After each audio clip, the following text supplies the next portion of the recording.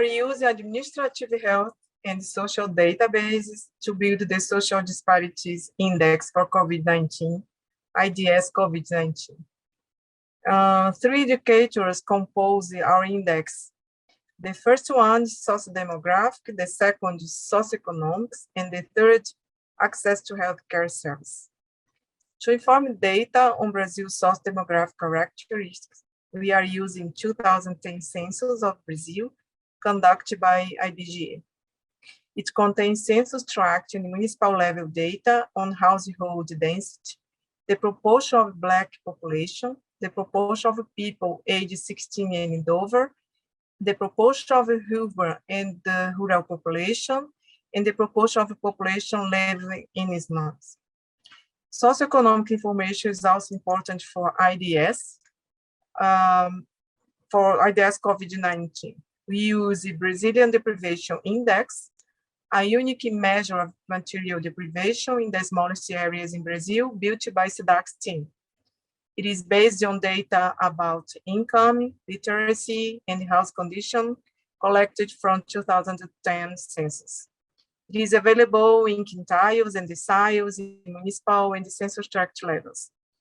To inform data about cases and deaths on COVID-19, we use the National Information Surveillance System on COVID-19 and the other acute respiratory syndromes, which is called CVAP GRIP and is not FICA. These data sets are open access and they contain information on socio-demographic comorbidities, clinical characteristics, and hospitalization by COVID-19. To build indicators on availability of health professionals, primary care services, and hospital intensive care, we use a national register of health establishments. The biggest challenges we have been facing are linked to methodological aspects. We are investing efforts to integrate the data sets, define the most important variables, and to build our indicators. COVID-19 pandemic is also dynamic. It has been a big challenge to work on unsupervised machine learning methods, traditional clustering methods, and dynamic time warping clustering for multivariate exploration to find similar groups of municipalities and to identify the association of them. In addition, we also need to create a dynamic visualization tools to enable timely and efficient spatial time comparison of the indicators in municipalities, states, and regions. Another challenge related with data visualization refers to how accessible our dashboard may be easily accessed by our wide public spectrum. We expect that our project can support policies for vulnerable populations. We believe that some target groups may be benefited by the best information about COVID-19 pandemic generated by our team. IDS COVID-19 will allow evaluations to support decision makers on epidemiological control measures.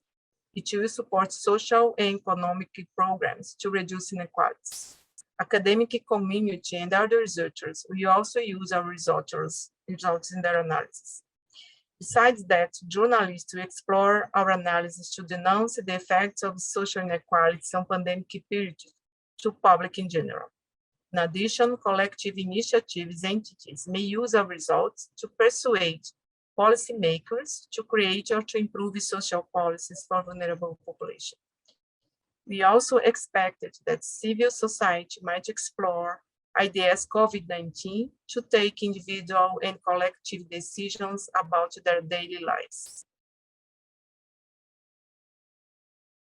We think that initial results of IDS COVID-19 and its relationship with epidemiological patterns of COVID-19 will be available on February 2022, when we are planning a webinar to show the first results and to continue our dialogue with relevant stakeholders.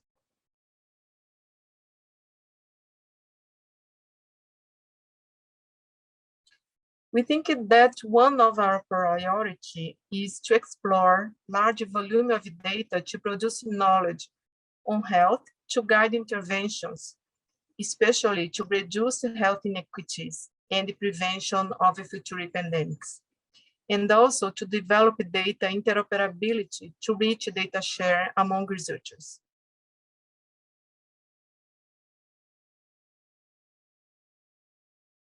We think that it will not be possible to answer our research question without data sharing, as we use public data.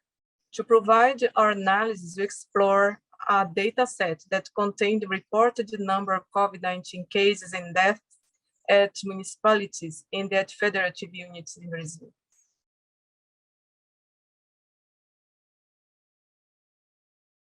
I'd like to add that our team is very happy with all the innovations involved in our project. We are planning to work with ICODA Workbench, which is a platform that allows an integrated and safe flow of information. In addition, Workbench is also important because it is connected with the open science movement. Our researchers are exploring innovative methodology to deal with the different waves of the pandemic. We are using unsupervised machine learning methods, traditional clustering methods, and dynamic time warping clustering for multivariate exploration to find similar groups of municipalities and to identify the association of them. Besides that, we are engaging health secretaries from states and municipalities, as well as local collective initiatives from slums and the Black movement in our project. They are participating in our webinars, technical meeting, and the focal groups, supporting us with some insights about the IDS COVID-19 and our dashboard. So we are happy to say that it has been an incredible journey. We are learning a lot as a human beings and researchers.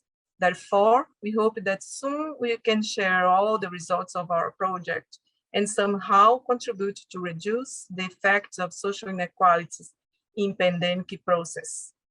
Thank you for your attention.